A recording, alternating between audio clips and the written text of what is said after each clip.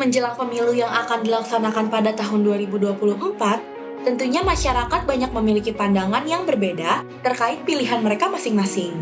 Tidak jarang beberapa dari mereka ada yang menyebabkan perpecahan antar kelompok, bahkan perpecahan di dalam keluarga.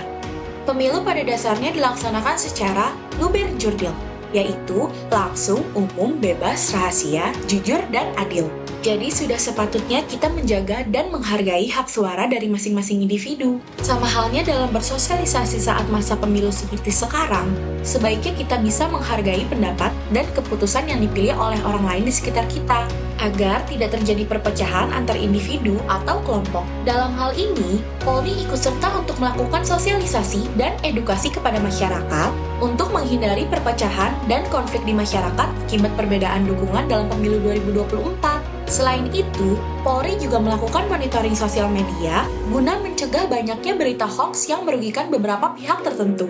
Dengan begitu, sebaiknya kita ikut menjaga ketertiban dan menghargai hak suara orang lain demi mensukseskan pemilu 2024 mendatang.